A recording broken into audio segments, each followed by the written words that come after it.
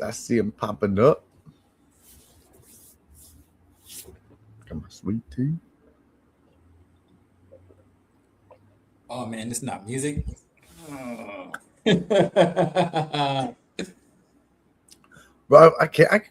Oh, we I live now. didn't. What up? What up? What What up? I up? didn't What know up? there was no music to this, so we just talking it up. But thanks everybody for tapping in. We had a couple weeks off.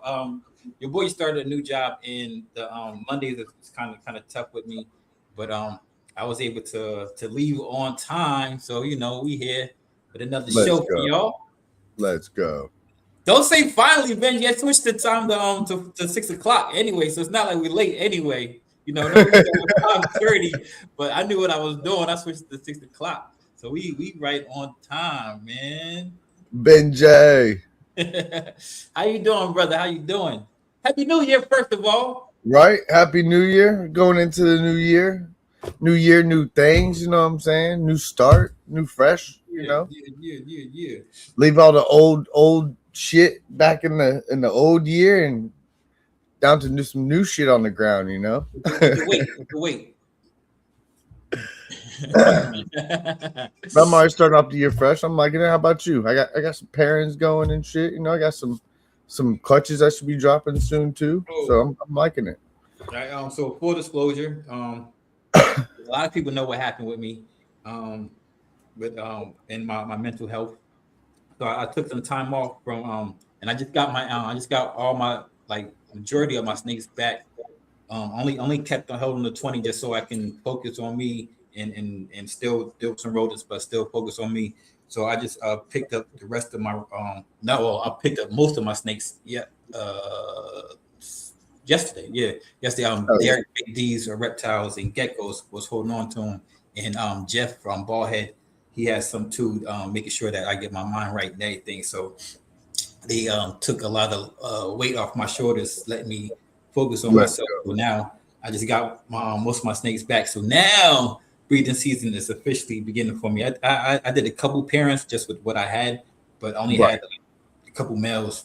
But now I got my collection back. So it's Come on. In. Come on. Yeah.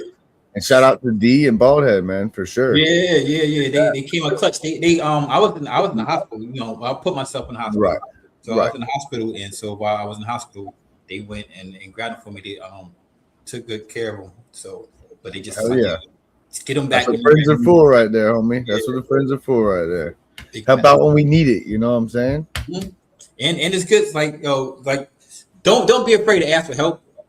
See, Facts. But they offered it, but still don't ever be afraid to help because you don't know who is willing to help you regardless. You know what I'm saying? So open your mouth. Closed mouths don't get fed. That right there. Closed mouths don't get fed. Yeah. So I see. I love the shirt. You talk about it backstage. Let's get a better look at that. Got that Tooch on, Ken made some little Tooch Squad shirts. Got little, and we're rocking the RWO. RWO for life. Can't slack on the back, Can't slack on the back, but slacking on the back. Don't be a Tooch. Like I say, don't be a Tooch. Boy. All right, now we're gonna start at the top with the lamest person of the year. Let's go. She beat up my boy Justin because Justin's not lame. He's too damn cool. So sorry, Lace, you're so lame. But now congratulations. Congrats to the homie who did his thing to Mr. 2% No Milk last year. 2%. So, Sammy the Bull Python not slacking on the back. Yeah. Look at Sammy rocking on the back. Come on. Let's go. And I'm representing for my fellow Georgia boy. This MTZ Pythons that told me, Fred, let me get focused, man. I don't like, it's the wrong way. There it goes. See, I've been rocking this. I'm rocking this all the time. So you see it's getting faded because I'm rocking this all the time. Because that's my homie, yo. MTZ Pythons. Salute to the Fred's good people for sure. Yeah, big facts. Big fucking facts. So he's got some good shit cooking up this year. I know he's gonna be dropping some good clutches this year. So y'all pay attention out for Fred now. Fred be grinding, man. That man be working. Telling me. Like, a couple people in this chat that pulled up. We'll say what up to them. Big Mike also known as Duval. Even though he's not from Duval County, you still got Right. that Duval. Hey, how about them Jags now? Come on. Bruh. So We South champions now. that surprised me. Like if you would have said, I'm surprised. I'm sure it surprised you too. If you would have asked you at the beginning of the year before y'all started, I told you hell no. I told you hell no. Yeah. So that's amazing. That's amazing. See that what it do? What up? What up? Yeah. Who else we got up in the building? We got the homie Adrian. Who got my G? Bro, yeah, that's what I'm talking about. Appreciate you. Brittany, thanks for tapping in, Mama. What's up, Brittany? We got the homie Kyle in the building. What up? What up? What up? Thank you for tapping in. We appreciate you. We got my favorite New Zealander in the building. NG, thanks for tapping in. Appreciate you. Appreciate you. Raleigh Wheat Grind. Oh, it's a quest called tapping in, bro. Appreciate you. Appreciate you. That's my homie on IGZ. Make sure you give him a follow. Drop your link, man. Drop your link. Anybody new, please drop your link. Drop your link. Drop your link. Oh, love you too, my bro. You already know what it is. Come on, Benji. Yeah, that's the name. Daryl. It's Daryl. I don't mess it up. Don't want to mess it up. Look at this chooch. Look at this chooch. Come on, Kyle. And we got looking for some Brettles out there. Kyle's got some hypermelanistic Brettles he's got available. Hit the guy up. He's got males, females, sick ass looking. I hear that hypermelanistic Brettles. So that's carpets. If you didn't know, carpets. Yeah, and Patrick, a little bit of everything. Saunders, yo, he started doing interviews on his IG account too. I think it's on Sundays. I'm right, Sundays, right? Or then it's Saturdays. But I caught. Oh shit, Pat, you need to be sharing that shit out, bro. I'll share it. I was watching, bro. I was there. Tag me in that shit, Pat. I'll share it out. You make posts, man. Yeah, you gotta make a post, man. Stop playing. So the rest of y'all stop playing too. Anybody new, don't forget what to do. And if you're catching this show with the replay #replay gang, don't forget to hit that like button. If you're not subscribed to the channel, subscribe to the channel right now. Ring the notification bell so you don't miss anything that we do here. Come on. Yep. Come on. Yo, you're not the only one, Kyle, man. I need one of them shirts. Don't stop playing with your boy. We all chooches in this. Come on.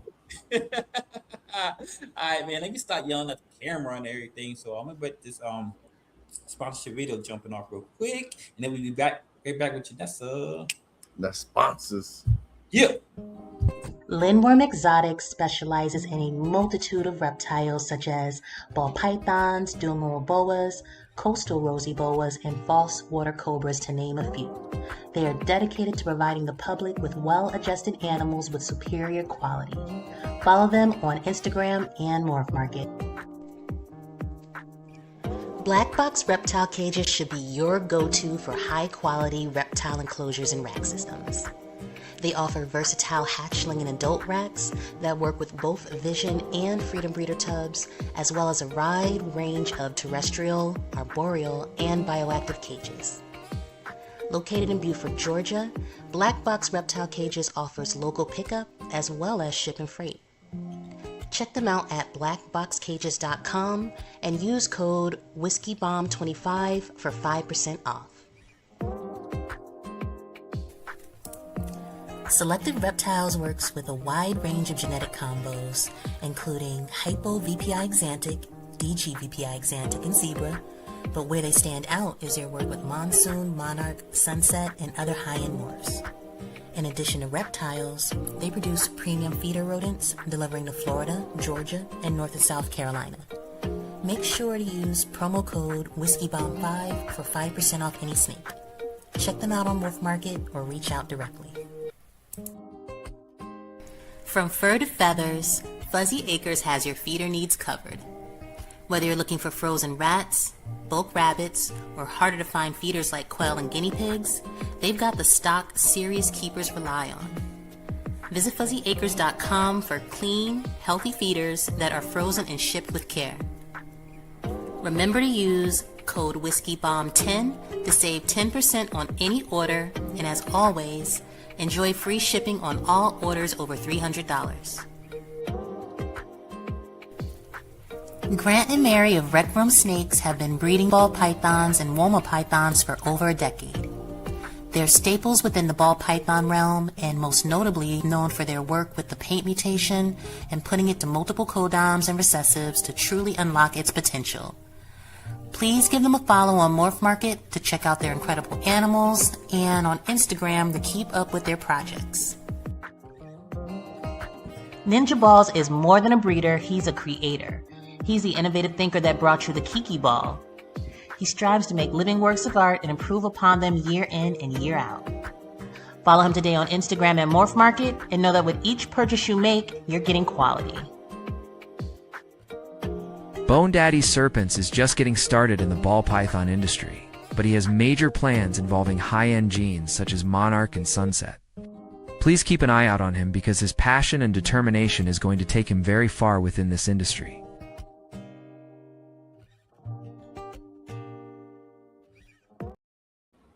Hell yeah. Any Sunday, Pat, any Sunday, just let me know, bro. Come on. You just gotta set it up and I'll be there for sure.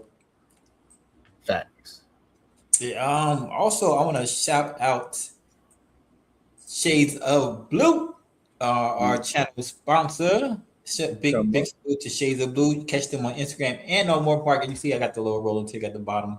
So y'all can don't forget to check them out, please, and thank you. Come on. Yeah, all right. So we about to bring out our guest, and she's gonna talk all things boa with us. If you don't know anything, this is the place to learn. So welcome, JMY Life Art. Janessa. What up, Janessa? Oh, not again. Every time I say hello, they start barking. Sorry about that. It's all good. It's all good. Come on, guys, knock it off. Nice round of applause. All right, if you don't mind introducing yourself to us, let me get this weirdo out of here. Yeah. So I'm Janessa Mosley. I'm with Jam Wildlife Arc. I've got one of my boas here with me just to kind of show her a little bit. Thank you. She's one of my holdbacks from my first litter. Her name is Seraph. Before I start talking about her, I'm not new to boas per se, but I'm definitely not as experienced as a lot of other boa breeders out there. I just have to start off with that. Okay. I started working with boas in 2021. I had my first litter in 2024. And then I've actually got 3 females right now. 2 are for sure gravid. One of them is actually going through shed. I'm thinking that's her post-ovulation shed. So after they ovulate and build those follicles and get those eggs going, once they fertilize those eggs inside, then they go through a shed and you count, I believe it's 105 days after that, typically when they give birth. So I'm waiting for one of my females to shed, but that's almost double ball pythons. Huh? That's almost double ball pythons. Oh, double. Oh, I see. For the time. Sorry, I keep putting my thumb in the way. I'm That is using my almost iPhone. So that is definitely almost double right there. yeah, I want to say it's 105 days after post. How big are your litters normally? I've only had 1 litter so far. Okay. And that litter was 25. 25 big, and that was the first time the male and the female had ever been paired before. Okay. So I thought that was pretty decent sized. Yeah.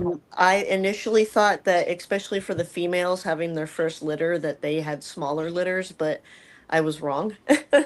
I think a lot of it just depends on the size of the boa, the age of the boa, just the individual boas themselves, how fertile they are. So yeah, she had a decently sized litter. She's one of my gravid females now. So she had her first litter May 11th, I believe, of 2024, and this is one of the females that was in the litter. So she's gravid again, and she's due around March. I think around like March 5th, somewhere early in March. is what I got on my calendar. So she was paired with a different male though, so we'll kind of see what she's got, if how many babies she has, if she has babies. So she's Hell, looking pretty good so far though. She's showing all the typical signs of being gravid. So really excited about that. hell yeah. And you're kind of got a little easier too because it's live birth too, correct? In a way, yeah, I think it kind of it's based off preference. I'm not going to say experience because I went into this kind of this is my first time, really my first time breeding animals was with the boas. This is your first Um, time breeding animals too? Oh, yeah, Come on, yeah, come just on. in general. Congratulations, congratulations. Oh, thank you. Yeah, it's kind of my first time. Yeah, really breeding any type of animal. I started with the boas, but prior to breeding, I had a couple as pets for I think 2 to 3 years. I did a lot of research on what I wanted to breed, what pairs I wanted to pair up, what genetics can go with what. Um, like when I first started getting into the boas, and I knew I wanted to breed. I didn't know that like if you pair jungle to jungle, it can make super jungles. And there are some people that are kind of experimenting with that just to see, but a lot of super jungles are infertile. They either won't reproduce or they have a hard time reproducing. Sometimes they don't live as long of lifespans. And I kind of knew getting into breeding boas that I wanted to do it ethically. Like I don't want to just put two boas together and see what pops out. No, I want to actually make sure they're healthy, make Right, sure they have strong genetics. As much as I enjoy working with the morphs, I want to make sure that they're healthy too. Um, so yeah, I had a whole bunch of jungle boas. And somebody actually told me at one of the reptile shows I went to, they're like, "Hey, you know that makes super jungles, right?" And I'm like, "No." So then I ended up doing more research into the genetics. I ended up basically selling like I didn't have too many boas at the time. I had maybe 10 if that, but at least half of them were jungle. So I ended up selling at least 5 of them and then kind of looking back and going, "Okay, well, I should have done more research because if I would have paired two jungle boas, I would not have wanted to make super jungles just because I don't want to produce something that's infertile or not healthy. There's always going to be, when you're breeding, there's always going to be something that can happen. Sometimes they're born, always. yeah, so that's kind of always a given. So I want to try to, I guess, prevent that as much as I can. I can't prevent all of it. I'm not, I'm not the ruler of the universe. But if I could at least, know what genetics I'm pairing and make sure that they're not going to produce something that like super forms. There's right. super jungles, super Aztecs, super Motleys. There's a few different ones. I don't know all of them, but there are some genetics that it's just kind of best to not pair two of. Um, Super Aztecs are one of them. 'Cause I love I Aztecs. I think so. I believe it's you don't want to pair Aztec to Aztec.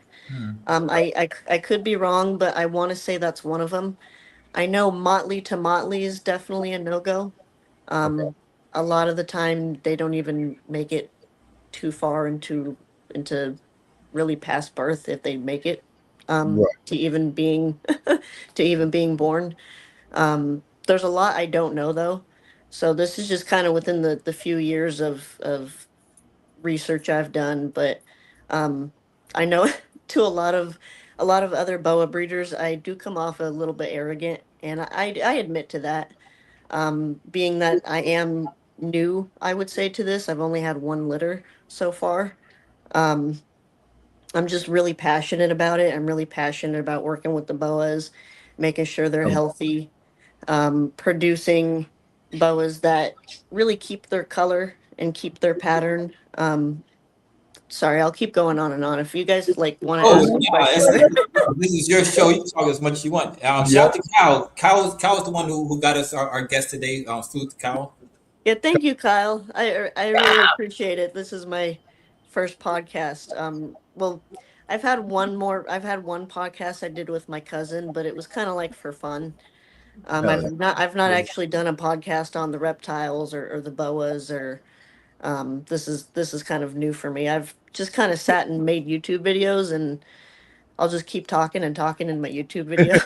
There's It's nothing like wrong so with that. There's nothing wrong with that. You never have a dull moment, which is a good thing, actually. Yeah. oh, Well, I thank was gonna you. say though, it seems like because I wouldn't have known this, and I'm actually just learning this. So it seems like definitely if you get into boas, you need to really do your research because you can go pairing. There's a Yeah, lot of I didn't pairings. know That they you had can mess up. supers. Yeah, and I didn't know there's so many pairings that if you could put together that you shouldn't put together. You know, like in the ball python world, we have some that we don't want to do that. You know, Yeah. but it seems like there's a lot more in the boa world than there would be in the ball python world that you don't want to do that with. Of course, there's still a lot untouched in the ball python world, so we could definitely run into some more deadly ones. We don't ever know, you know. Yeah. Yeah. But Yeah, no, there's at least three I know of. Which there is actually a group I believe on Facebook. I don't I think the owner of the group is his name is Mike, and he has a super jungle project going on. He actually has a female that made it into adulthood and gave birth successfully. So there are some people that are like, oh no, you can't say there it's not good to pair jungle with jungle, or oh, they've successfully given birth. And I mean, I understand, wanting to do kind of more research on it and Of experiment course. on it, but with all the animals that could, you know, possibly come out deformed or not live very long. I mean, this is just my opinion, by the way. I don't want to force my opinion on anybody. Some people like to experiment with breeding.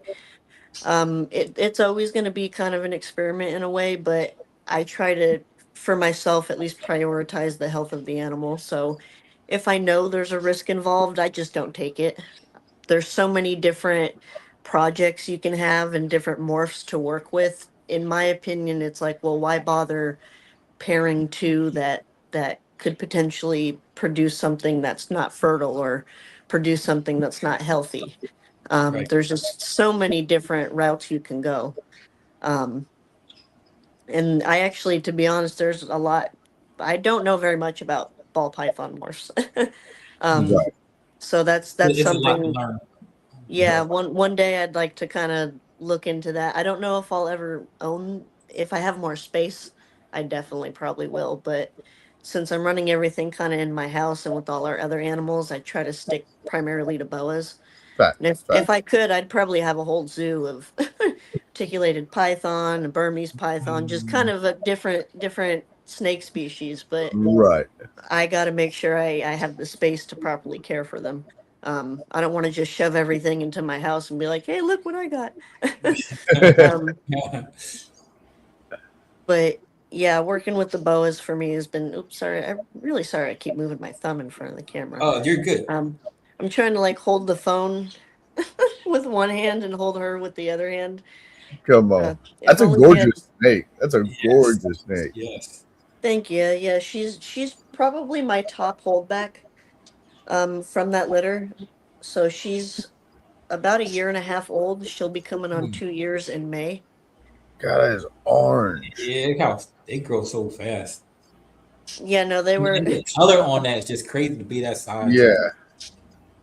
The color, and I like how the bottom of it is like striped with that like haze of the orange, you know? Yeah.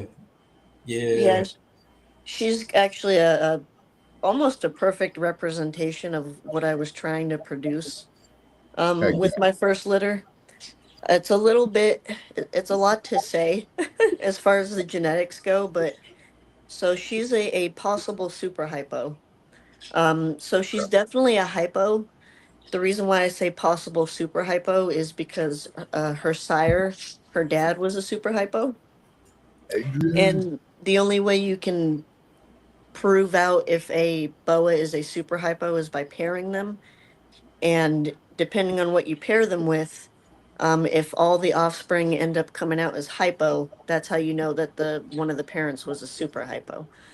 But Okay. in her case, The mom was a regular hypo. She's a sun glow. So because mom is hypo and dad is super hypo, it's really hard to tell which ones are hypos and which ones are super hypos. So Okay. that's why I have them labeled as possible super hypo. Um, Pretty much have to wait until they're old enough to pair to figure that out. How many So genes she, are in her? huh? How many genes are in her actually? Let me see. So visually, she's a possible super hypo jungle. And she's also a call sun glow. So that's three. And I kind of said that not in the order I wanted to. What's it called? So she's got three visual genes, and then she's got two possible hets. So Okay. she's 50% het PK stripe, which is a recessive gene. Okay. Um, she got that on mom's side. Mom is 100% het PK stripe. And then I have her labeled as possible het for blood. A lot of people kind of got mad at me for doing that. Her sire is 66% het blood, which means he either is or is not het for blood. And Yeah. I haven't proved him out yet. I'm waiting for one of So my it is a females. pos het still, so they can't really Yeah, get mad because it's a pos Yep. het. that was kind of the way I was looking at it. I'm like, well, it's still possible. It's, she either is or is not, which is why I put possible. And until I prove the dad out or until I pair one of his offspring, but I'll probably pair him first because he's older. Um, until I pair him with either a visual blood or a 100% het blood, we won't know. Okay. But I did put possible on there just because 66% either means, yeah, it either means is or is not. It's either Isn't it? 100% or 0%. So, Okay. but a lot of other boa breeders got mad at me for doing that. Um, they basically said I shouldn't have labeled them as possible het for blood, that it's mislabeling because I haven't proven the sire out. And that was kind of a big that was a big hurdle for me. There's actually a We lot do of that boa in ball breeders. pythons all the time. So Yeah. Huh? yeah, on ball pythons we do that all the time. 50% head, 33% head. You don't care. It's a head. It's possible. It's Ah, possible. It's possible. I yeah. mean, once you know you're below, kind of with ball pythons, once you know you're below 60, it's either there or it's not. That's where Yeah. you kind of test it out. Once you're past that, it's like, okay, well then we know it's a good possibility it's there. But to me, we do the same damn thing. We definitely do the same damn thing. Yeah, I know some boa breeders are a little bit more, I guess, technical with it. Hmm. And really, if it's even 66%, some boa breeders don't really like to even use 66%. Because they're like, well, that either means it is or isn't, and they don't like to take that chance. I don't mind taking the chance because for me, I just like working with the animals. Um, Right. I don't mind waiting to see whether they prove out or not prove out, but everyone's different. I'm learning that. Um, So I gotta ask: is sun glow and albinoism pretty much? Is that part of albino? The yes, sun glow. a It sun is. glow is a visual albino and a Okay. visual hypo. So okay, So okay, that's what I was. That's what I was kind of getting at. So I was gonna get, is that basically an albino hypo that you got there in your hand, pretty much? yeah, so that's what she is, and then there are different strains of. I'm not sure how this works with ball pythons and with boas. I believe there are at least three different strains I know of. Three different main strains of albino. There's call, there's sharp, and then there's VPI. Okay. I work primarily, well, pretty much right now. I only work with the call line. Um, Sharps and VPIs are really nice too. I actually kind of chose to work with call because a lot of the call albinos and call sunglows, they tend to lose their color and their pattern as they get older. I'll actually see here in a little bit if I can show her. absolutely, Travis. That's why you. That's one of the reasons why you should, because those heads they could end up proving out, and you might not want them to prove out. Facts. And then somebody hits it in Yeah. their clutch and don't know what they're seeing there, and then they're questioning and having to reach back out to you, and then you're still telling them no, but it really is a possibility in there. There could be a lot of confusion there by not doing that. That's another reason why I'm like, well, until I prove the male out, there's still a possibility. See, if once I prove the male out, if he doesn't prove out het for blood, then I will edit really each listing and explain to everybody, hey, the male didn't prove out for het, so that means none of the offspring are het for blood. But if he does prove out het for blood, that would make the offspring 50% het, since he would be 100% het. So that's why I put that in there. And the female I want to pair him with, that's 100% het. She's probably got another year or two before she's mature enough. So that's kind of another reason I put that in there, is because it's going to be some time before I actually know. So Right. if people do want to breed, especially the males, because the males mature a lot quicker, just adding that possibility in there, that way they know. Plus, I also put in the genetics of both parents too in every listing. That way people can see what mom is, what dad is. I think I may have the genetics of the grandparents too. Um, in there as well.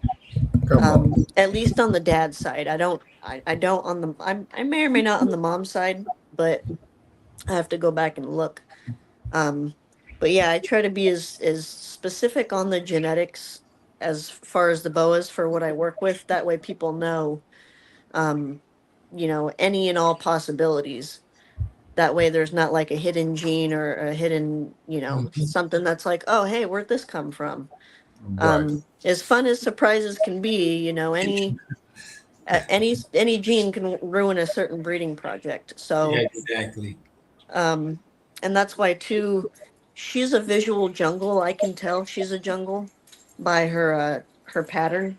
Yeah. Um, but some of the other litter mates, it's hard for me to tell if they're visual jungles, especially the sun glows. So I have them labeled as possible jungle. That way, if they want to pair that boa to another jungle boa, um, you probably shouldn't, just because it's possible jungle. But that way, oh hey, this boa has possible jungle. I probably shouldn't pair it to another jungle. Or if you want to take that risk, that's up to you. Um, but yeah, it's a big mouthful. Um, all the different genes that they have, and it kind of confuses a lot of people. Yeah. Um, so I think yeah, trying to kind of talk about it and explain it, it gets a little confusing. But yeah, that's why I'm happy when people ask me questions like, hey, what does this mean, or how many genes does that animal have, or so Right. forth and so forth. What? Kind of cool too to learn that, like, I mean, especially with us ball pythons, like like Keys was saying, it's kind of double the time, but it's double the time, but you're getting double the clutch as we would get, So it might take a little bit longer, but you're getting way more litters than we are for sure, which is kind of cool. What is the max? Because you hit, like, would you say around like 24, 25? So what would be the max you think a litter could be? Like as far as like how many in one litter, like size Right. goes, Right. I believe um I believe the world, because I think there's a world record. I think the world record is up to like 75. Jesus. That's not typical though. It's not that's not a common occurrence. I'm sure there are a lot of boa breeders out there that will say, "Oh, we've been breeding for 20 years and that's never happened." Never happened. Right. So Right. that's not something that's like, you can rely on, but that I just want to say I think that's close to the world record. I want to say a typical litter can range from 15 all the way up to like 35, 40. Okay. Um, it, Still a lot. I thought that for first time females, they typically have smaller litters. My first time female had 25, so that was kind of proven wrong. Yes. Um, but from what I've heard, I don't know this since I've only had one litter. That's why I'm kind of curious to see too if she has a second litter, how many she'll have. I'm sure it depends on the male too. Right. Um, I'm sure that's a big factor for sure. Like, 'cause, I mean, that's the second half of the whole equation, So I'm sure the male yeah, would definitely be a big factor of it too. You have any Yeah. difficulties with the litter, like feeding wise or anything? Say that again. Do you have any difficulty feeding wise with the litter, or they all took and ate? So, for me, most of them took and ate pretty well. I think, did I start them on live or I think I tried frozen thawed, and some of them ate frozen thawed, no problems. Thankfully, she was one of them. That's how I knew. Another reason I knew it was meant to be. I'm like, oh, she took frozen live. Frozen live. She took frozen thawed right away. That's awesome. But That's there awesome. were. Yeah, you know she was the holdback from the first time you seen her. Oh yeah, no. When I first saw the litter, because I have a Wise camera in the enclosure, so I woke up, looked at my phone, saw the litter in the corner, ran out into the living room like it was Christmas. Mhm. And started looking through them, and as I kind of looked through each one individually, yeah, I almost knew right away. Um, Not all of them, but definitely this girl. As soon as I saw her, I'm like, oh, I'm keeping that one. I don't care if it's a male, if it's a female. That's exactly what I was trying to produce. Heck yeah. So that was awesome. I still get excited just thinking about it. Sometimes if I'm having a bad day, I'm just like, oh, think about the first boa litter you had. Oh, that was really cool. I like that. Okay, and then I'll feel a little bit better. Um, Hell yeah. but there's How so many many different. Go ahead. how many did you hold back from that litter? Did you hold So right now I've got one, two, three, four that I'm for sure keeping. So four for certain holdbacks. And then I have two that I do have made available, but I kind of planned on holding them back. So I did price them a little bit higher. Yeah. So they may or may not, if they sell, that's wonderful. If they don't sell, that's awesome too. So come on, um, I've come on. actually had a couple people message me on Morph Market and say, why are those ones priced so high? And I'm like, well, they were my holdbacks and I think they look really nice. And they're like, well, that price is too high. And I'm like, Too high okay, for you. just keep, there are other, Hopefully that's you'll find fine. one for yourself, you know? I mean, it's not meant um, for you. If it's too much, it's not meant for you. yeah, I had to block one gentleman because I guess he was another boa breeder and he just kept arguing with me. He's like, no one's gonna buy those. And I'm like, well, why is that your problem? Yeah. I Right, mean, right. see, He wanted it I that bad. That's why. like it, yeah, just some people amaze me. But no, I primarily do this for myself and the boas. So I mean, granted, it is important that I do sell them an extent, because then if I kept every single boa I have, or if I couldn't sell them, I wouldn't have room to make more boas.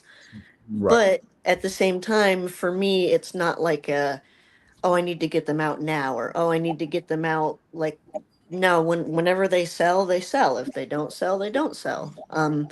I'm more than happy to negotiate with people on pricing, and payment plans. A lot of people don't really go as far as asking me. They're just like, "Oh, is the snake available?" And then a lot of the time they won't even message me back. But I've actually done pretty good. I've think I've sold at least half the litter. Nice. There was 25. Two of them did pass away. One passed away from birth defects, and the other one passed away because I learned the hard way that basically when the boas are first born, they can be kept together until they have their first shed. After they have their first shed, you want to separate them and feed them. Well, I had 25 babies, and the rack I had only had 24 tubs. Oh So shit. I'm like, oh, I'll put two together. I'll feed them. One gets one frozen mouse on one side, one gets a frozen one on the other side. Well, frozen thawed. Yeah. And I made the mistake of doing that, and I walked away for I think about an hour. Excuse my stutter there. I walked away for about an hour, and I came back, and one of the babies actually swallowed the other baby. Oh wow. Oh, wow. So That is I wild. was Didn't even know I they did looked that.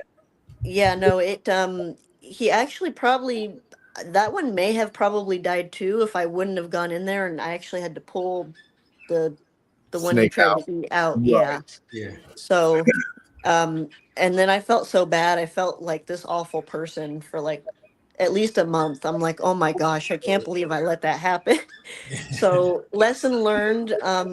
When breeding boas too, you want to keep them separated. So two of them did pass away, but yeah, I want to say I've sold at least 8 or 9 of them, and it took a few months. I also like to wait too until they've had at least 3 or 4 meals before I list them for sale. I want to make sure that they're healthy, that they're eating. That's really important to me. Um, I don't want someone to get a boa and it doesn't eat or it's not healthy or something like that. I had that happen to me before I started breeding. I had a boa shipped to me and it basically passed away a day later before I could even make it a vet appointment. And it like traumatized me. And Mhm. I'm like, I don't want anybody to go through this. This was an awful experience. I mean, it was all around the board awful. So one of my memos is, well, if I don't want to go through that, no one else wants to go through that. So, Right. um, I've learned a lot just before even breeding boas, just having boas as pets, getting boas from different breeders. That's when I learned too to make sure you get from a good breeder. Mhm. Um, because yeah, that first shipping experience I had where a boa was shipped to me, it was from a woman who was getting out of breeding. Um, so she was basically selling everything, and yeah, the boa came to me. I guess it had been bitten by a live mouse. Mm. So it had a big open wound on it. It was all dehydrated. Um, at the time, I didn't know that it's best to kind of, not even kind of, it's, in my opinion, it's best to have reptiles shipped from hub to hub. So Yeah. from, I use FedEx, so FedEx hub to FedEx hub. I don't know if UPS is still, or yeah, UPS, if they were still shipping reptiles or not. I know that they were starting to do that for a while, but that's a whole nother topic. um, but yeah, so the snake ended up getting shipped to my house instead of to a hub. And where I lived at the time, it was like 95 degrees outside. So when the FedEx man got there, he couldn't even find the package that the snake was in, and turned out the package was buried underneath a whole bunch of other packages. So, yeah, I opened the package, and basically the boa was half alive. Mm. It was very sad. Um, and I actually didn't want to ship. Like when I did start breeding and working with boas, I didn't want to ship for a while because I'm like, oh my gosh, what happens if that happens? But Right. I talked with other boa breeders. I did research, and I'm like, oh, well, this happened because the boa wasn't shipped properly. It's not the shipping process. It's how the well, it is the shipping Yeah. process. It's how the Right. person, you know. Did So it? When that the You was know. a person sets it learning. up, Yeah, they can determine where the packaging goes. Yep. But they shouldn't have been shipped regardless because they got bitten by a rat. Like, oh yeah, no, so that's see, and you said it was dehydrated. The Yeah. yeah. It, hemisphere, it was one way you can. I mean, I'm sure it's either the same or similar with ball pythons. The skin gets like real wrinkly. yeah, Like Mhm. there's just no hydration in the skin. yeah. Like a It had to be raisin. happening for a while because just being shipped overnight, that's That ain't gonna do it. not Hell gonna no, that ain't gonna do it. not gonna do it. Yeah, Nope. it was an awful experience. Like there was a lot um, of neglect with that seller there, with the snake before you even got it and before he even mailed out. And then when he Where you mailed it ship out, it there out, was neglect because he shipped it to your address, which he should have known better than doing that. they just wanted to get yeah, rid of the snake. They knew that they messed up that snake's life, uh, Yep. way of life, and so they want to get rid yeah. of the snake.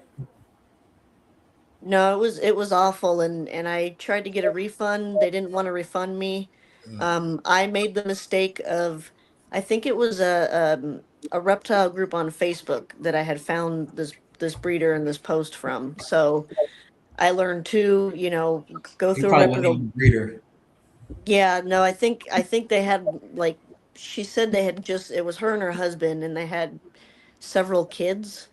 And she said that she couldn't pretty much couldn't keep breeding because she had too many kids. So they were selling everything off. And then when I asked for a refund, she basically tried to tell me that it wasn't her fault. And at first she didn't want to refund me at all. And then after I think I ended up is exploiting the right word? I basically posted on Facebook like, hey, watch out for this person, don't get from Oh them. yeah. Good, And then good. and then she messaged me and goes, okay, well, I'll give you half of a refund. And I'm like, all right, I guess that's better than no refund. Nothing. So Right. Yeah. so and plus I knew I'm like, well, if they're not breeding anymore, there's really not much I can do. They were either in a different state or they were in Southern California, which I live in Northern California. Okay. Um, but yeah, so I only got half a refund for that. So that's when I learned, okay, I think that's when I discovered Morph Market. I want to say that was around the time Yeah. I joined Morph Market and I'm like, okay, this looks a little bit more Shit. reputable. Mhm. Mhm. So that's when I joined Morph Market and then I found another breeder in LA that had been breeding for 20-25 years. He's actually the creator of RC Pastel. Um, I have a hard time saying his name. I have a hard time pronouncing names. I don't want to mispronounce names, but he's the Boa kid, the owner of RC Pastel. And I actually drove to LA from where I live. So for me, that's about a 15, 16 hour drive Oh, almost. good. I think there and back, I California's want too to say. big. Yeah, it Yeah, is. we're pretty Hey, long state, yeah. Jesus Um, Christ. so no, I was scared to have another boa shipped to me, so I messaged him. I go, well, can I just meet you locally and pick the snake up? And he's like, I've been doing this for 20 years, 25 years. I can ship the snake to you. And I'm like, no, you don't understand. I had a bad experience. I'm traumatized. So I actually drove. Yeah, it was I think a 8 or 9 hour drive there, and then another 8 or 9 hour drive back. Man. And I talked with him, and he was really cool. He was really friendly. Oh my God. Um, he told me, yeah, how long he had been breeding for. He said he'd never had a problem shipping, and I'm like, oh, okay. Well, if I do get more boas, which I'm sure I will, and I did, I'm gonna get from you because that's what I feel comfortable. And yeah, I ended up getting two, three, maybe four boas from him. And when those boas got shipped to me, I would pretty much just examine like, oh, how's the packaging look? How does this work? And I'm like, oh, okay, well, yeah, these snakes are coming into me really healthy. The Big packaging difference. looks great. And then that's when I started to kind of learn, okay, I can do this myself. I can comfortably ship, a boa. So hell yeah. yeah, everything's been a learning experience. I'm gonna try to move my glasses up here. um, but yeah, a lot of there are a lot of other boa breeders that kind of think that I'm like ignorant or arrogant or they think I know everything and they're like, wow, she's only had one litter. And I just base everything off experience, off my own experience, what I've gone through, the research I've done, the breeders I've talked to. There's still more there's a lot more that I don't know than I do know. Right. But I enjoy sharing my experiences with other people if they want to hear about them. Um, or in my case, posting on YouTube. That way I can talk about it and people can choose whether or not they want to listen. That's Because my true. my family gets tired of me talking about boas and boa breeding and all that stuff. Um, so yeah, it's nice to be able to talk about them and Right. just share different experiences and stuff. And I love answering questions too. If I can answer them, if I can't answer them, I'll just tell you I have no idea. Come on. So what's your biggest boa? Like what's the biggest size one you got right now? Um, I want to try to show you. I'm afraid to I'm afraid to try to flip the camera and end up messing something up. Let me see. I have two gravid females, two adult females. They're probably between 6 to 7 foot in length. Okay. Wow. Let me see if I can. Yes, it's the options. I think it's front, then it's I think it's options, then camera, then front or rear. Yep. Yeah, right now Yep. I've got it on front. So I was gonna try maybe back camera. Yep. Let's see if it works. You There we see, go. Travis said that they lost a box for 5 days. Jesus. That That would is be crazy. And crazy. now I gotta try to do this holding the phone. I'm gonna open this and show you over here. Actually, the mother of her. I just gotta put her. Okay. Here, I'll put you on the chair. Maybe not. Here, there we go. Got my other hand back. And this is her mom. So I get this open. Here she is. Oh, Oh hold on. wow. Face that the right way. And she is. Oh, She's there. gravid now. Yeah, she's gravid. That's why she looks all big. She's due in the beginning of March, sometime between the beginning and middle of March. Okay. Um, but yeah, she's about 6 or 7 foot. I I can want to see how say. you were saying with the fading with age too, with the color. Yeah, that's actually what I wanted to show too. Is yeah, you can see like she's got a pattern here that was Mm-hmm. a lot more vibrant when she was a baby versus yeah, she's kind of lost a lot of that That bright brightness. yeah, she's really yellow. My mom actually calls her banana because she's yellow like a banana. And That is all. then I've got another gravid female. Um, So what will kind of keep them from not? Is there a gene you could throw in there with them to keep them from not fading like that and keeping that brightness? that's actually what I'm working on. Like with her, she's got the jungle. I think Uh, jungle helps them keep a lot of their color. okay. Uh-huh. Okay. So that's one reason. Let me see if I can show dad. Dad is in the middle of shedding, so it's also a little dark. Probably can't see his colors quite as well. It's also hard too because I kind of have to move the camera like the opposite way I was moving it before to get Right. Yeah, everything in. it'll confuse you sometimes for sure. Here, let me put her. I got an empty enclosure up here. I can put her in. Here, put you up here so I get your dad out. Hey, pancake. And he is shedding, so he's gonna look a lot duller Oh, okay. Oh wow, look at that though. Yeah. than he normally would.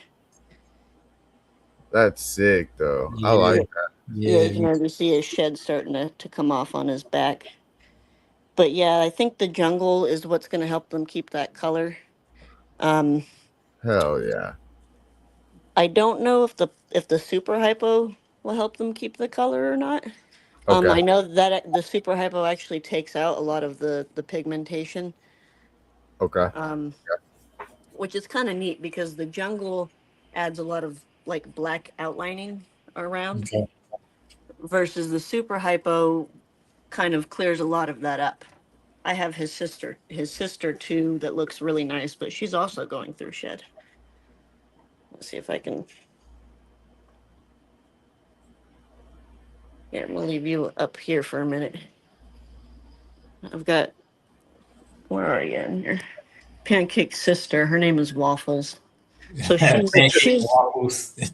Oh yeah, I give all the boas I keep I name. She's going Oh, through shed too, so she's also really dull. yeah, well, she's nice. But that's nice though. Yeah, I would say I like the bottom on that one too. Yeah. It's Yeah, like that.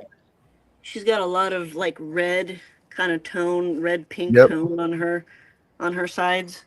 So that's kind of what makes me That's one of the indicators. I think that because she was labeled the same genes as Pancake. She hasn't been proven out though yet because she hasn't been bred yet. So I don't know if she's a possible super, or I don't know if she's a super hypo, but she's also a possible super hypo. And then she's a jungle.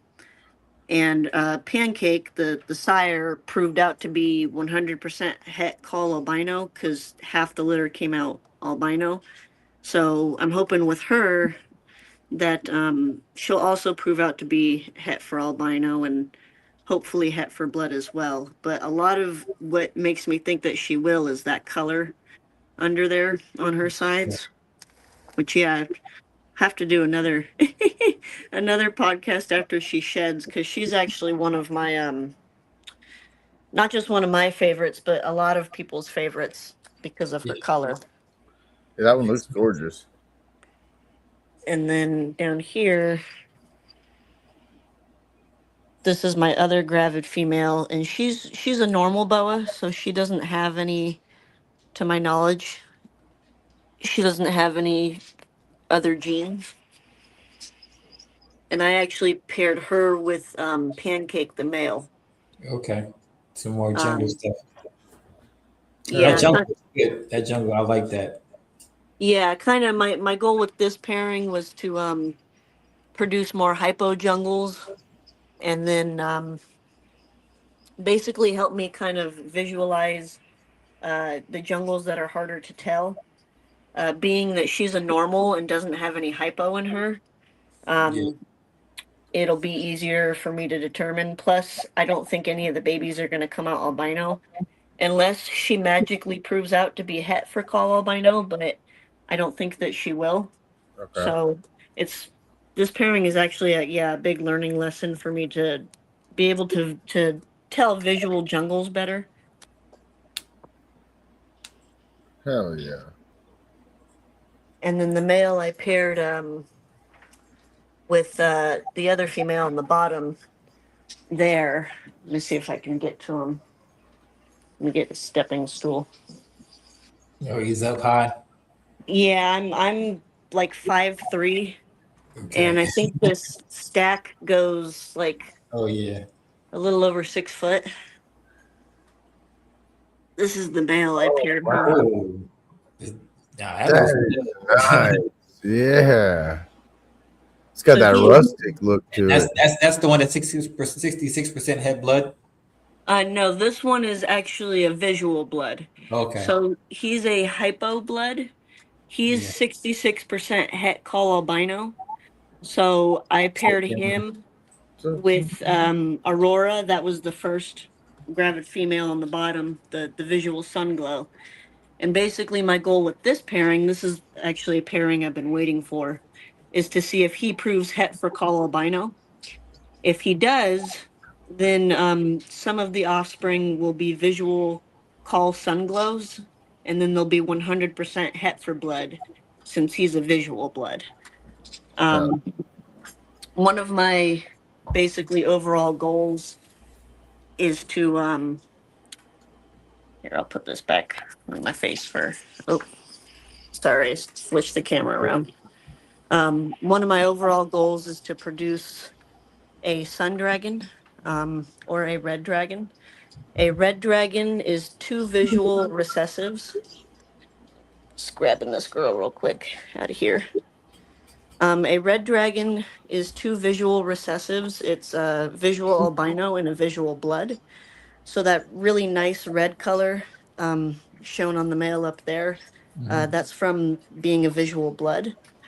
And red dragons are basically, they're orange. They're basically an orange boa. And then a sun dragon is a visual hypo plus a visual blood and visual call albino. So visual hypo and then the 2 visual recessives. And sun dragons are really, really orange. Like they're at the actual color of like an orange. They're very, very vibrant, and they can lose their color too into adulthood. A lot of the call, anything with call albino, does tend to lose its color. I'm trying. I guess one of my goals is to produce call albinos that really hold on to that color and that pattern even into adulthood. Um, and then, yeah, my overall goal is to produce, well, one of my projects and goals is to produce a visual sun dragon or a jungle sun dragon. I don't have any visuals of those. Everything I'm working with is either visual albino het for blood or vice versa. Because I'm trying to produce my own is what one of my goals is. Sun dragons are a little harder to produce. There's usually only a couple in a litter. I forgot what the chances are um, of them being produced, even if both parents do prove out. Um, but yeah, that's one of my projects. I've got quite a few different projects, which that was another thing. I was told by a boa breeder that I talked with. What up, Nick? I want that shirt. Was that T-shirt? Oh, that's funny. Come on. One of the boa breeders I was talking with, I was losing my train of thought there. About the Oh, triple visual. yeah, and he was telling me that really in order to like be a successful breeder, that you have to have several pairs lined up, like at least 5 or 10 pairs. And I'm like, wow, okay. So I ended up getting, I don't know how many pairs, at least 5. Some Hell of yeah. them still aren't ready yet. Like they're just not old enough. Really, most of the boas I started with were either babies or yearlings. Um, I actually got lucky with Aurora. That's the sunglow female that's gravid. I found her as an adult for sale on Craigslist. um, Nice. but most of my boas I've gotten them young because I wanted, after my horrible shipping experience, I knew I wanted to only get from specific breeders. And most breeders pretty much, sometimes they'll sell adults, but not very often. Yeah. And when they do, the adults are typically a little bit more because they're already proven breeders. So I'm like, well, I don't mind watching my boas grow out. So um Dude, man. yeah, most of my pairs that I have are, well, they're older now, but when I first got them, they were a year or younger. Right. So, but yeah, I was told you should have at least 5 to 10 pairs lined up. That's how many boas it takes to really be a successful breeder. And then I had 25 babies my first litter, and I'm like, wait a minute. I have all these other pairs now, and now I have all these babies I want to keep from my first litter. Versus if I would have just been a little bit more patient and just waited to see how many I was going to get from my first litter. Um, just because I love having all the boas. I mean, the more boas, I'm not going to say the more boas the better, but because I do run everything out of my home, space is limited. Yeah. It'd be different if I had, like, if they had their own room or if I had a facility. Um, I'd like to do that one day. I don't know if I'll make it. I don't know if I'll get that big, but that would be cool to do that. That's the goal. That's the goal. It'll happen. Yeah. Facts. Yeah, no, because before we were at where we're at now, we lived in an even smaller home, and I probably wouldn't have been able to fit 25 babies in that home, and that's actually where I put my first pair together. We moved into this home while my female was gravid for the first time. Come Yeah. on. And yeah, that was stressful. That's probably a little bit stressful for sure. Yeah, because I think she was off the heat for about 6 hours just from moving everything. And it's really essential that when they're gravid that they're on the heat or at least have access to some type of heat. Right. 'Cause that can affect babies. So Makes sense. So you didn't have any slugs? she had 2 slugs. Oh, that's good. Um, I'm not gonna go get them because it's a process, but for educational purposes, I actually kept them and I have them in the deep freezer that I keep our frozen rats in. Just because I'm like, oh, that's what a slug looks like. Okay. And then yeah, she had two of them. So they weren't even fertilized. They were just the yellow. I call them eggs. Yeah. They were she had two that didn't get fertilized. But yeah, she passed everything. No, Nice. no complications. She took a meal right after. I think I gave her a bath and then gave her a meal. Um, and for me personally, when with her, um, I didn't feed her while she was gravid because I think I tried to offer her food once or twice and she just completely refused. So I didn't feed her the whole time she was gravid. So she went about 5 months, 5 to 6 months without eating. And that's kind of the rule of thumb I think I'm gonna stick with is maybe offering them small meals, but probably not. Um, just because I did read one story of a breeder that had a female that was gravid and he gave her a meal that was a little bit too big.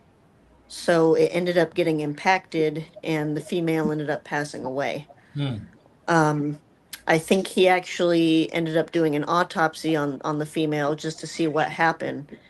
And that was how they confirmed that the snake had passed. So, and I want to say too, I read somewhere that basically what boas do is they before breeding season, they kind of go on a not a hunger strike, the opposite of that. They basically want more food to get ready for breeding season. So usually about summertime, fall time, they'll purposely try to eat more food. And then during the winter time, they kind of go on a hunger strike to where they don't eat so much. Plus, food is more scarce for them too during the winter. So that's typically, yeah, when breeding season starts is when it gets cold. Okay, I was Um, about to ask when is breeding season? yeah, I don't, I think it varies a little bit depending on where a person lives, like Yeah. how soon it gets cold. But it's typically yeah, at the beginning of winter, I want to say. I think it also depends on the locality as well. Um, I work with BCI or Boa Imperator and Nicaraguan boas, but each locality is a little bit different as far as like requirements for like heating and humidity. Not terribly different, but each one's a little bit different, especially on size. Like some localities get a lot bigger than other localities. Yeah. Kind of like carpets. You have some localities that definitely get bigger than others.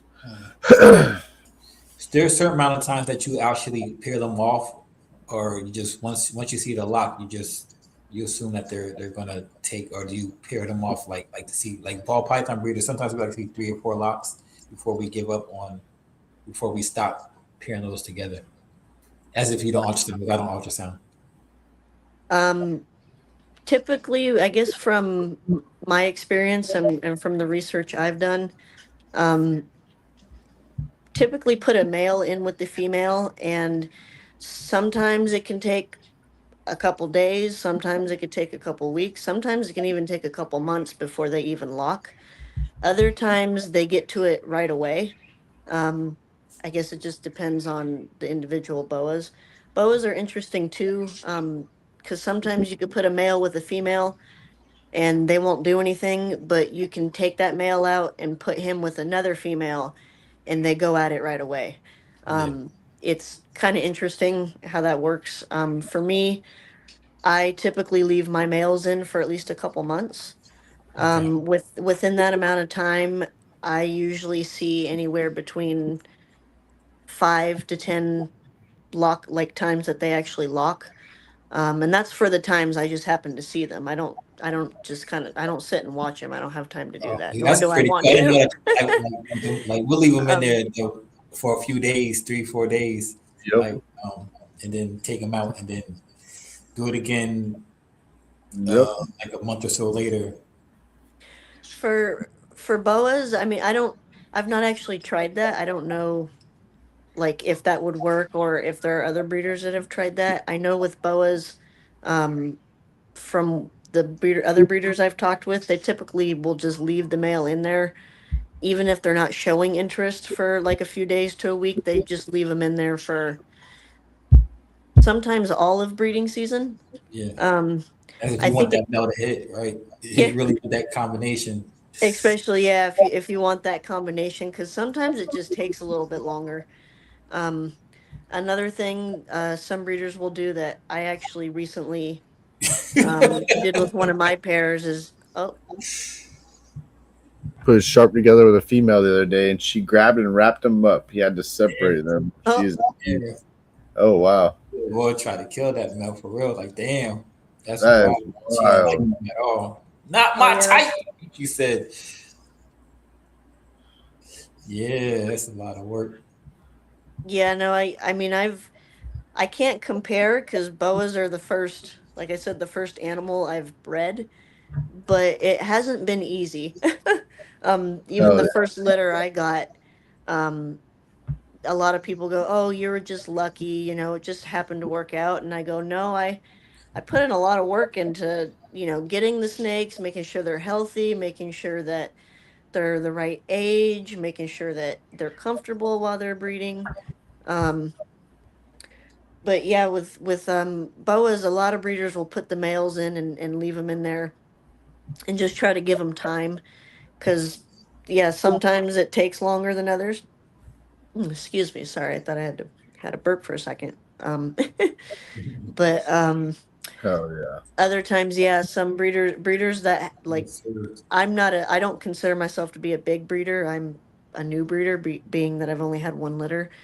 But some people they will rotate males or with boas, depending on what you're working with and the genetics, you can actually put multiple males in with one female. Like I actually have two males in with one of my females. Wow. That's my Nicaraguan pair. And some breeders advise against that because they're like, well, you're not going to know who the dad is. And it's like, well, if you know the genetics and you look at the offspring, then it'll Be clear. Yeah. yeah, unless you're pairing snakes, to where you're making it harder to tell. But like the pairing I have where I've got three together, um, it's a Nicaraguan female, and I think she's het for blood. I'm almost positive she is. I don't know yet because this is her first time being paired. And she came from a gentleman who claimed that she was a visual blood, but visual bloods have that red rustic color, like that male I showed earlier.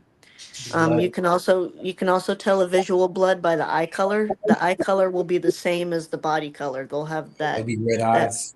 yeah, that rustic red. If the eyes aren't red, then they're not a visual blood. Okay. So I think she's het for blood, because she's got a lot of red like pigmentation and markings on her, but her eyes are not red. So that's kind of an indicator to me that she's not visual. So I've got a visual blood male in there, and that's all he is. He's a blood Nicaraguan. That's actually one of the boas I got from Vin Russo. And then I've got that male's brother in there. He's an visual IMG, which IMG is increased melanin gene. So he's almost solid black. Like the Um, YMGs. and he's 100% het for blood because he came from the same litter as the visual blood. So basically, if the IMG mates with the female, some of the offspring will come out IMG. If the other male, the visual blood, mates with the female, if she is 100% het for blood, then they'll make visual bloods. Yeah. Um, if Oh. she's not 100%, then the offspring they'll make will be normal Nicaraguans 100% het blood. But with the two males, it'll be easy to tell because one's got IMG and one doesn't. Change. Plus Kyle they're said from the congratulations on being prego. And but he hopes you don't have oh, 25 thank you. in there. Oh no, that would be 25 mm-mm. humans. I don't think I could do that. Thank you though, Kyle. That's awesome. I like Yeah, IMG too. That's one of my favorite genetics because I love black snakes.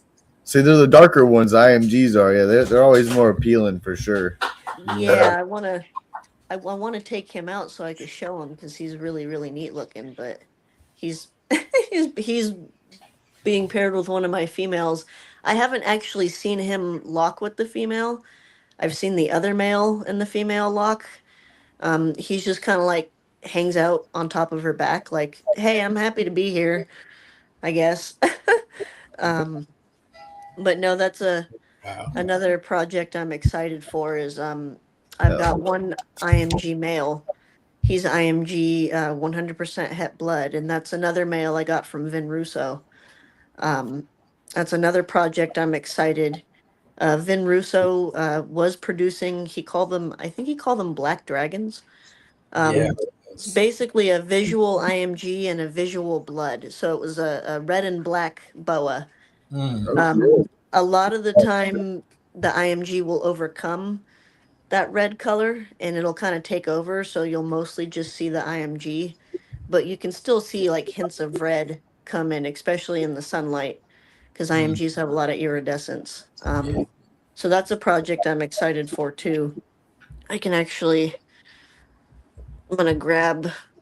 I have a visual blood female that's she's I think about 2 years old, if that. So it's gonna be a while before I can pair her, so I can actually go and take her out. I'm just gonna put this female up if I can get her. It's not easy to handle them with one hand. Yeah. Black. I want a solid black name or blower. You know, Come here. Come here, girl. Stick. Pause. They don't say MBK. Everybody's got MBK. Yeah, not be size BK. Yeah. They're nice though. I like MBK. Don't get me wrong, Yeah, but exactly. But I like to be a little different. like boa, man, or yeah. Let me see here. Switch the camera real quick. Yeah, so everything's opposite for me.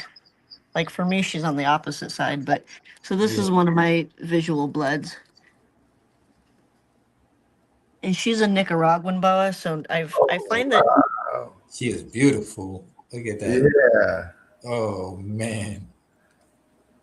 yeah, I'm excited for when she gets bigger. And this is another boa produced by Vin Russo.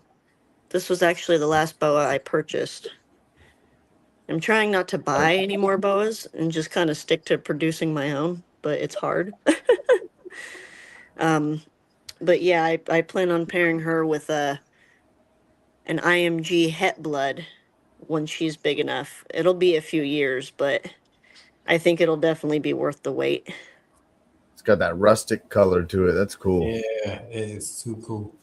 Yeah, for me, that's one way you can tell a good quality blood boa from maybe one that's of lesser quality. A true, well, not true, but a good quality blood boa will have like a rustic kind of penny Right. color, like a copper color. Right. Some blood boas are more like brown, like they're just more brown in color. Yeah. Question from Nick. How long would you wait for your boy for breeding, like age and weight? So weight, I'm not sure on weight. That's something I need to or want to look into more, is kind of getting an exact or close to an exact weight on my females. Right now I've been doing it kind of by age and size. So I like to wait until they're about 5 years old. I don't know, unfortunately though, yeah, I don't know what size that would be. But until they're about 5 years old, I don't. Some people I think it's called power feeding. It's when you feed a boa basically as often as you can, as big of meals as you can to get them to grow quicker. And that will cause them to grow quicker, but that causes them to build up a lot of fat. So they tend to not reproduce as well. Plus it's just not healthy for the animal. Fact. Then there's also some breeders that do what's called slow feeding, which is kind of the opposite. You basically feed the boa the minimum requirement that it needs. Some people slow feed. They say there's benefits to it in for females, letting them grow slow. Um, some breeders do it, I think, because they have too many too many boas that they or too many animals that they can't afford to feed. But I just try to feed based off of well, not necessarily when the animal's hungry, but so my adult females I feed once, pretty much once a month, once every 4 to 6 weeks. Mhm. Um, when they're getting ready to breed, I think I try to feed them about once every 2 to 3 weeks, but that's for the breeding females. Mhm. Um, when they're babies, I typically feed every 7 to 10 days. And then once they reach a certain size, when I bump up their food size, I also bump up how long they wait to eat. So the female that I had, pretty much most of this video, she's about a year and a half old, and she's currently eating. When I see a poop, sorry. If I read the comments, it's gonna stop it completely what I'm saying. Um, but my year and a half old boas from my first litter, I feed them about every 16 to 18 days, and they eat a jumbo mouse is what they eat. So the way I word it too, sorry, had a bug on my phone. Um, the way I do it too is I make sure that whatever I'm feeding them is no bigger than the thickest part of their body. Sometimes you can give them a meal that's a little bit bigger, but you don't want to do that too often. It can cause them to basically be obese. And you want them to have a nice kind of loaf shape to their body. There are some pictures. I think Kyle actually made a really good video too about his boa and showing what a healthy boa Low. should look like. Mhm.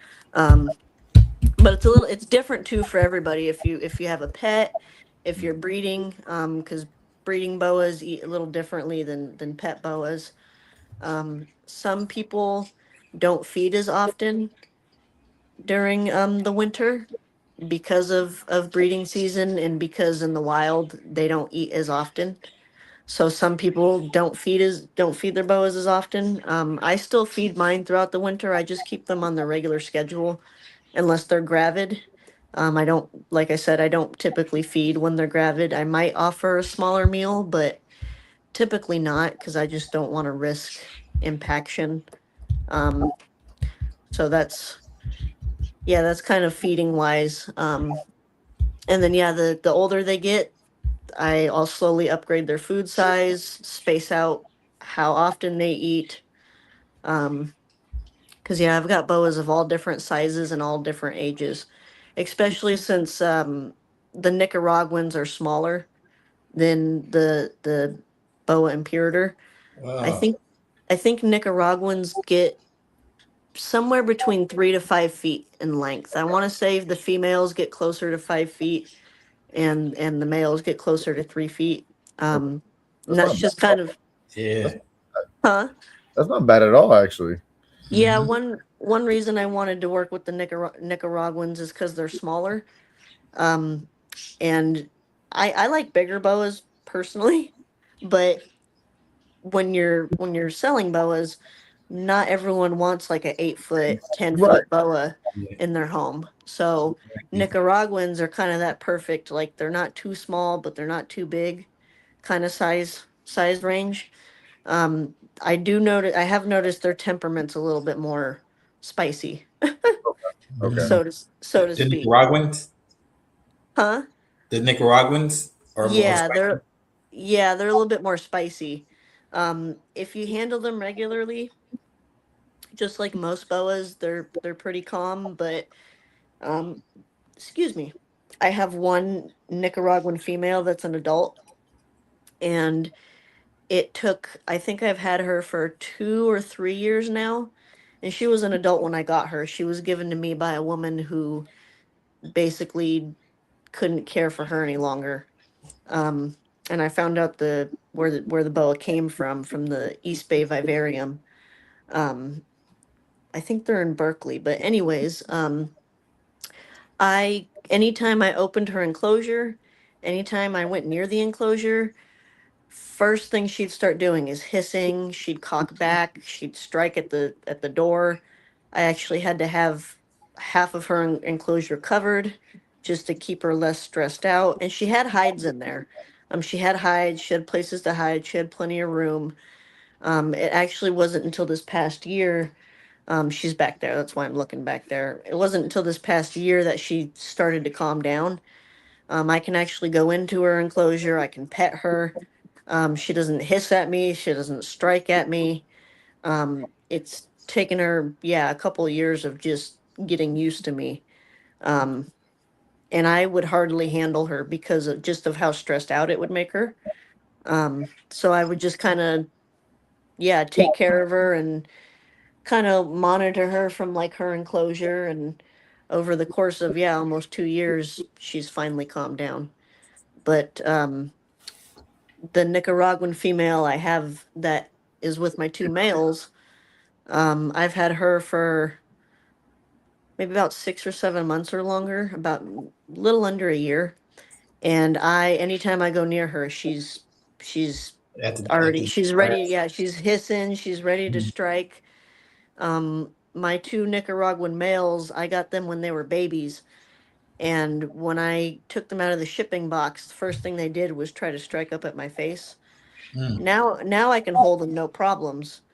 But it took me handling them like at least every other day to get them used to me. Mm-hmm. And they're smart too. That I think all boas are smart, but the Nicaraguans, they look they look particularly for your face, and they'll keep an eye on where your face goes. Yeah. um, so it's interesting that I haven't gotten to work with. Really, there's more boas I haven't worked with than I have because I mainly work with morphs, and even the Nicaraguan boas I have are not. I wouldn't consider them to be pure blooded because they do have morphs. Um, but yeah, there's a lot of localities that I haven't gotten to work with that I'm sure each one has its different like personality, just kind of different way of care. I'd like to learn more about the different localities too at some point because there's just so many different localities and they each look different, have different sizes, different requirements. Um, Vin Russo actually in his second book he talked a lot about that too. Um, that's a book I recommend to everyone too. Everyone and anyone who wants to learn about boas. Oh yeah. That's cool. That's call it a show. This has been very educational for me. I'm definitely learned. Yeah, thank you so much. It's you got a lot of knowledge for somebody with one clutch under their belt. Oh, thank you. Yeah, and I'm sorry. I'll keep like talking and talking. Oh So no, it's you're like, good. You're good. You're good. You're good. You're good. Yeah. You're good. You're good. This is just where we stop the show at. It's definitely good to see you've done your research. You're doing everything that you're supposed to do as a newcomer into any hobby. I mean, same thing with me with ball pythons. I research, studied. Not a lot of people do that. You know, there's some people just hop in it and just free willy nilly it and pray for the best, and it just don't work out for them, and then they kick themselves in the head and they're like, why did I not? You know, you're doing every step. I think you're doing great, and I can't wait to see you next year after see these other clutches hit and stuff. Yeah. You know. Thank you. Yeah. No, that means a lot, especially I've like I said, I've had some trouble with other boa breeders, and it kind of it made it hard for me for a little while. I'm like, do I want to keep doing this? But I had to learn that no, it doesn't matter. You know, let the other breeders think what they want to think. You're not breeding for them. Not breeding for them. Right. Yeah, just stick to my passion and thank you. I really appreciate that. That means a lot. Just take the discouragement as more push to keep going. You know, that's what I do. When I hear negativity or anybody gives me negativity or says anything, it's just like, okay, well, that just makes me want to go even harder. You know, it's the way I look at it. Fuel for the fire. Yeah. Right. You know. Appreciate you, Pat. Appreciate you. Make sure y'all tap into my homeboy, my brother Patrick, a little bit of everything Saunders. Catch him on IG, TikTok, and YouTube. Let's go. Do you have a morph market? Me? Yes. Yeah, I do. It's JM Wildlife Arc. I can send you the link to it, but Okay. I want to say it's under the same name as my Instagram page. I also have it on my Instagram page too. There you And it's go. the same thing on YouTube. Yes, I do have I've got a YouTube. I've got a Facebook, a YouTube, and a Morph Market. One of them, the name, the name's the same for one, but I think Facebook, instead of underscores, it's like the lines in the middle. Okay. That's the only difference. All right. Y'all heard her, so make sure you give her a follow on all those platforms. You know, especially like the YouTube likes that. Make sure you hit the like and subscribe button and all that good jazz. Hit that bell. You know what I'm Ring that saying? notification bell. That's what you gotta do because you don't know what time when the video's gonna come out. If you don't get that notification bell jumping off. Yep. Yep. I think So, it was like Taco Bell sign, like bang. anything you want to say, Janessa, before we take off? I just want to say thank you for having me. Just really big thank you. Was my first podcast, and Our pleasure. I know I tend to talk a lot, but Oh thank no, you that's very good. That's much. good for sure. Talk as much you. Oh, I love it. I love it. It's like, go ahead, girl, do your thing. So you get Makes the job easier for us. Shit. your job easier. And So it's you know, good. thank you to everyone watching, and yeah, I appreciate it, and I'm happy to be here. This was really fun. So All right. thank Well, you. we'll have to do it again. You have to do it again after we drop off some more of these babies in March. Oh We'll have hell to yeah! out there and do it again. See, Yeah, I'll update and keep see you updated. these new babies that come out for sure. Yeah, Maybe I'm even possibly get a good little. Well, it seems like you got a camera in there too when your babies are coming out. So I'm assuming, are you posting videos too of the live births of when they're coming out and stuff? I've got a camera in one. Okay. There are two enclosures I don't have a camera in. I don't. I'm depending if I have the plug space, I can do that. I actually was thinking about doing a live video if I can Right. catch them in the act, or even afterwards, just doing a quick live video and Yeah. showing, hey, Cool. because yeah, my first litter, so almost 2 years ago, I didn't really think to do that. I just kind of took some pictures and called it a day. But yeah, I'd like to do something like that, either with the footage that the camera gets, or if I can catch her in the act, catch one of them in the act enough, or Come quick on. enough. I always Yeah, like like, National Geographic stuff, you know. So come on, I'll Oh take yeah. it. Oh yeah. Yeah. Anything you want to say to these peoples?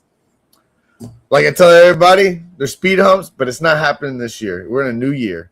So I would tell everybody, want better for your friends, want more for your friends, and don't be a chooch. Be nice. Be a chooch. Be nice. No, don't be a chooch. Unless you get you a chooch shirt, then don't be a chooch. I'll give you a chooch shirt so you go see your boy with a chooch shirt on. But, Come on. Come on. thank you everybody for tapping in, man. We appreciate each and every one of y'all. You see somebody without a smile, give them yours, man. Walk around with a smile, be happy. It takes a lot more energy to frown than it does to smile. So why waste that energy and sit around with a frown on your face? Come on, we do amazing things, man. We get to breed animals, man, which is freaking cool as hell.